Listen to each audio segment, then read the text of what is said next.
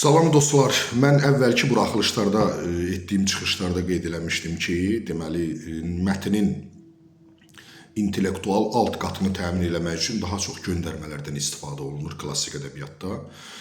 Yəni bu dünya ədəbiyyatında xristianlığa, Yunan mifologiyasına və başqa qədim antik mətnlərə göndərmələrlə hardasa bənzərdir, yəni texnologiya eynidir.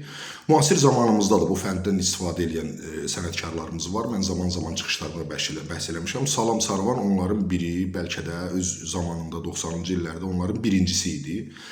Yəni onun şeirlərində qeyd elədiyim kimi Füzuliyana idiomlarla yanaşı, həm də çox maraqlı göndərmə nümunələri var. Onlardan indi ikisini mən sizə söyləmək istəyirəm. Deyir, dərdin 9-cu mərtəbəsində bizim gözümüzdə saatla bu su.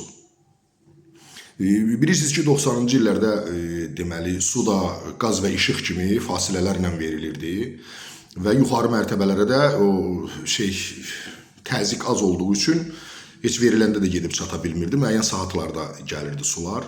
Və adi bir məişət hadisəsinə şair görün necə bir göndərmə eləyir və bu hadisənin içərisindən poetik bir ifadə tapıb Azərbaycan ədəbiyyatına bəxş eləyir. Bu nədir? Dərdin 9-cu mərtəbəsi. Yəni dərdin böyüyü deyirlər, dərdin dözülməzi deyirlər, ağırı deyirlər. Ancaq belə bir ifadə edək ki, ilk dəfə Salamdan eşidirik. Dərdin 9-cu mərtəbəsi. Və burada su necə saatla gəlir, insan da müəyyən melanxolik hallarda ağlayır. Yəni həmişə ağlamır. Bütün sutkanı insan ağlamır, müəyyən saatlarda ağlayır. Və şair adi bir məişət hadisəsinə göndərmə eləyərək həm özünün mətninin alt qatını yaradır, həm də Azərbaycan ədəbiyyatına, belə deyək ki, balaca da olsa bir töhfə verir. Ancaq mən daha çox onun indi deyəcəyim bəndi üzərində dayanmaq istəyirəm. Deyir, həkiməm, xalatım, kəfən qəminəm, qorxud uşağını salam əminən.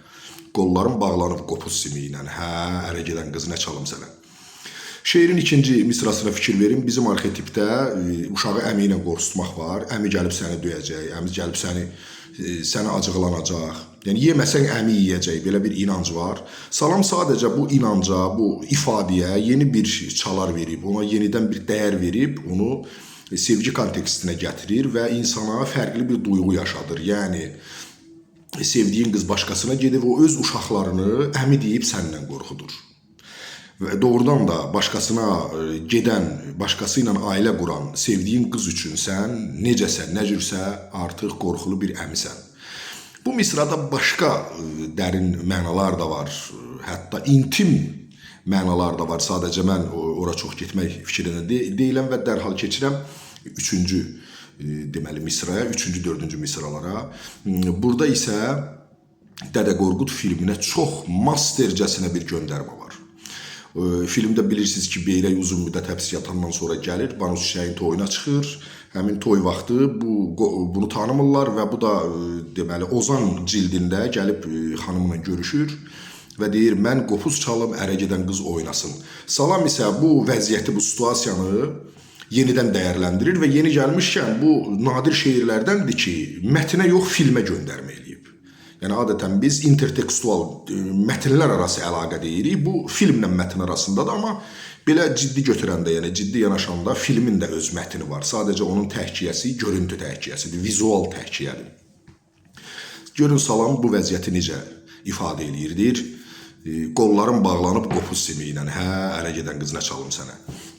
Deməli, bilirik ki, müəyyən havanı çalmaq üçün simlərdən istifadə eləməlisən, ancaq indi elə bir vəziyyətdir ki, o simlər qırılıb və bununla aşiqin qollarını bağlayıblar. Belə bir şəraitdə aşiq öz sevdiyi üçün nələr çala bilər? Yəni, bütün havalar bitib, bütün mahnılar qutarıb, ancaq bəlkə də təzədən başlayır. Yəni, bəlkə də Ozan qollarını bağlayan simlərlə qopuzdan da gözəl bir nəğmə çala bilər ki, necə ki, Salam o nəğməni indi bizə eşitdirdi. Bax, bu şeirlə uğurlar olsun.